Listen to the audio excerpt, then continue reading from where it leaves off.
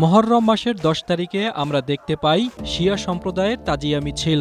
নিজের বুকে সজোরে চাপড় মারতে মারতে আর ইয়া হুসাইন স্লোগান দিতে দিতে চলে তাজিয়া মিছিল। তাদের খালি পা আর পরনে থাকে কালো পোশাক। তাজিয়া মিছিলের অন্যতম একটি ঐতিহ্য, যেখানে শিয়া সম্প্রদায়ের অনুসারীরা মাতন করার সময় ধারালো অস্ত্র দিয়ে নিজেদের শরীর রক্তাক্ত করে। ঢাকার পুরনো অংশের হোসনি দালান থেকে শুরু হয় এই মিছিলটি। এই তাজিয়া মিছিলের সূচনা কিভাবে হলো এবং এটি কিভাবে উপমহাদেশে এলো তা নিয়ে সাধারণ মানুষের কৌতূহলের শেষ নেই।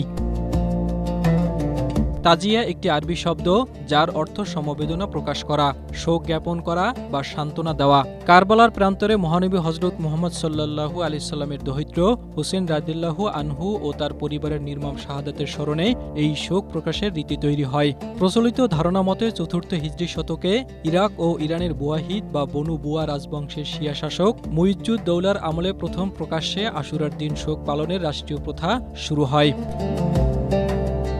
তবে বর্তমান যুগে আমরা যে কাঠ, বাঁশ, রূপা বা রাংতা কাগজ দিয়ে তৈরি ইমাম হোসেন রাদিয়াল্লাহু আনহুয়ের প্রতিকৃতি বা নকল কবর বানিয়ে মিছিল করতে দেখি, জানা যায় তার সূচনা হয় তৈমুর লং এর হাত ধরে।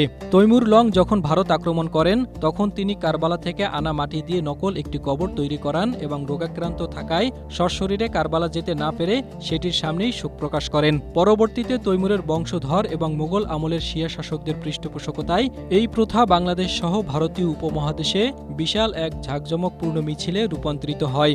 বাংলাদেশে মীর সুজার আরও আগে মুহররমের উৎসব বা তাজিয়া মিছিল পালিত হতো বলে ধারণা করা হয়।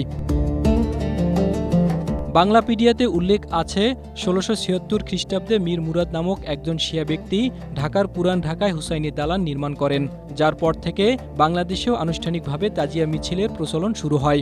মূলত আবেগ, লোকসংস্কৃতি এবং ইতিহাসের মিশ্রণেই আজকের এই তাজিয়া মিছিল। তবে ইসলামী শরীয়তে প্রচলিত তাজিয়া মিছিল ও মাতনের কোনো অনুমোদন নেই, এগুলো স্পষ্ট হারাম। Desk report, Asia post.